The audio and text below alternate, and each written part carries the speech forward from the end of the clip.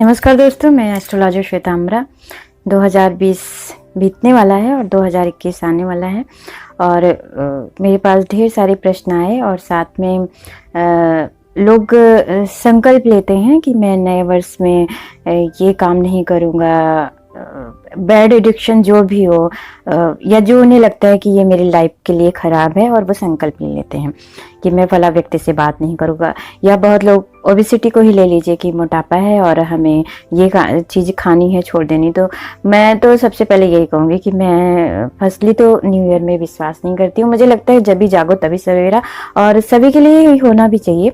लेकिन मैं यही कहूँगी कि अगर आप कृत संकल्प होते हैं कि मैं इस वर्ष ये काम नहीं करूँगा, तो हमेशा बड़े टारगेट मत रखिए, तो छोटे छोटे टारगेट रखिए। और मुझे याद है कि मैं एक महान क्रिकेटर का इंटरव्यू पढ़ रही थी, तो उन्होंने कहा था कभी मैं सेंचुरी बनाने के बारे में नहीं सोचा था, हमेशा सोचता था कि 10-10, 20-20 रन बनाऊं और इस तरह उन्होंने अनेकों सेंचुरियां बनाई और महान क्रिकेटर रहे।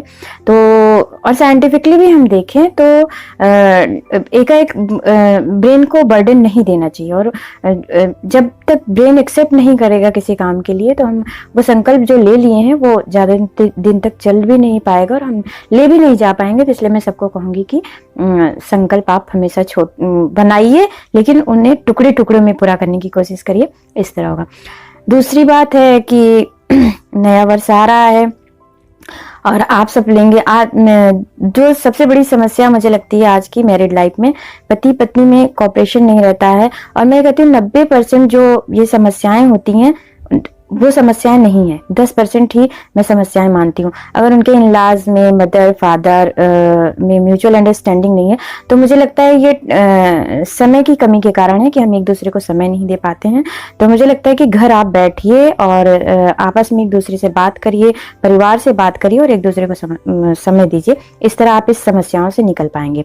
और अगर इससे संबंधित समस्या है, ज़्यादा बड़ी समस्या है, तो एस्ट्रोलॉजर हैं ही, आप उनसे कंसल्ट कीजिए, काउंसलिंग करवाइए। पर ये नहीं कि इस लड़ाई झगड़ा और आगे रिलेशन के ब्रेकअप के बारे में सोचिए। और बहुत लोग होते हैं कि संकल्प ले लेते हैं, कहते हैं कि मैं पिछले 2 साल से ये कार्य कर रहा था और पूरा नहीं हुआ, ये मेरा संकल्प पूरा नहीं हुआ। और उसके लिए कहने तो मैं वहाँ पे भी कहती हूँ कि बीइंग एस्ट्रोलॉजर मैं खुद भी लोगों को सजेस्ट करती हूँ कि आप इस तरह का काम करिए और ये आपके लिए क्षेत्र है, क्षेत्र विशेष है, आप इस रास्ते पे जाइए। पर कर्म तो आपको अपना ही करना है, और अगर आप कर्म करेंगे तभी आप अचीव करेंगे। और मैं खुद कर्म सिद्धांत को मानती हूँ, कर्म पर भी विश्वास करती हूँ। जिस तरह की मेरा कर्म है लोगों के भविष्य को बताना, तो मैं कर्म करते हुए लोगों के भविष्य को बताती हूँ, साथ में अपना भविष्य बनाती हूँ। तो इस तरह एक साइकिल चलती रहती है, और इस तरह मैं कर्म और अध्यात्म को एक दूसरे से संयोग कर देती हूँ। तो और गीता में भी कहा गया है कि कर्म योगी बनिए, कर्म में विश्वास करने की बात कही है। और दूसरी सबसे बड़ी बात है कि मैं गांधी जी को हमेशा याद करती हूँ, और मुझे लगता है आप लोग भी गांधी जी के विचारधाराओं पर चलिए। उन्होंने हमेशा साधन और साध्य की सुचिता के बारे में कहा था। तो जो आपका टारगेट हो वो भी शुद्ध हो, सही हो, और जो उसे प्राप्त करने का मार्ग है वो भी शुभ होना चाहिए, जिससे जो हमें अचीवमेंट मिलेगा, जो भी हमारा लक्ष्य मिलेगा, कोई भी हो, छोटा बड़ा, वो शॉर्ट टाइम के लिए नहीं होगा, लाइफ टाइम के लिए होगा। कभी कभी होता है कि हम कुछ काम करते हैं सडनली तो हम खुश हो जाते हैं, पर एक टाइम के बाद मुझे लगता है कि हम गलत किए थे वहां पर। तो अगर आप ये साधन और साध्य की सुचिता के बारे में सोचेंगे, तो जो फल आएगा वो शुभ फल आएगा, और वो लॉन्ग टाइम के लिए होगा, और शायद आपके जीवन में अनेकों खुशियां लाएगा। ये कोरोना काल का जो टाइम रहा, जो महामारी आई, हमें ये सिखाई कि हम लोगों में एक यूनिटी होनी चाहिए। पर मैंने देखा कि अभी भी हम सीख नहीं पाए हैं। भाई भाई इंच इंच जमीन के लिए लड़ाई कर रहे हैं, पति पत्नी में होता है, अगल बगल होता है, मतलब लड़ाइयाँ हो रही हैं और हम सीख नहीं पा रहे हैं। तो मैं यही कहूँगी कि इनसे निकलिए। और एक संताप लेके जीवन में मत जिए, आगे खुश रहिए और आपस में मिलिए, बैठिए, बातिए। जिस तरह की 5 उंगलियां एक मुट्ठी बनती है और टारगेट को फिक्स किया जाता है और समस्याओं का समाधान निकाल दिया जाता है। और दूसरी बात है कि ये 9 वर्ष आ रहा है, सभी 9 वर्ष मना रहे हैं और मैंने कहा कि मैं 9 वर्ष में विश्वास नहीं करती। तो मुझे लगता है कि हर व्यक्ति का 9 वर्ष वही 9 वर्ष होगा जो जब वो अपने लिए पिछले साल की अपेक्षा नया कुछ करेगा, उसकी लाइफ में कुछ शुभ होगा, वो नया टारगेट अचीव करेगा तो होगा। ये उसी प्रकार है जैसे कहते हैं कि 4 बजे का टाइम ब्रह्म मुहूर्त होता है, तो सबके लिए ब्रह्म मुहूर्त नहीं होता है। जिस दिन आपका ब्रह्म जगेगा यानी आप जगेंगे, उस दिन आपका 4 बजे का ब्रह्म मुहूर्त होगा। तो आपके लिए जो नया वर्ष होगा जब आप अचीव करेंगे।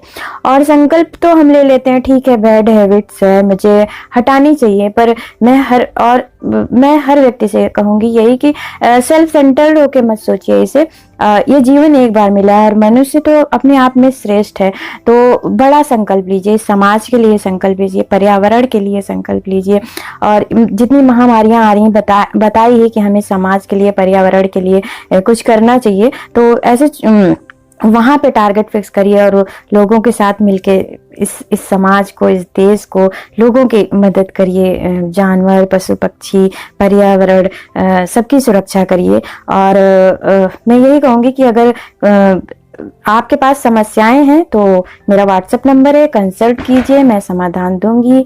और मुझे लगता है कि अगर लाइफ में एक मेंटर मिल जाए तो व्यक्ति अपनी सफलता प्राप्त कर लेगा। तो अगर आपको लगता है कि मैं आपकी मेंटरिंग कर सकती हूँ तो मेरे से कंसल्ट कीजिए।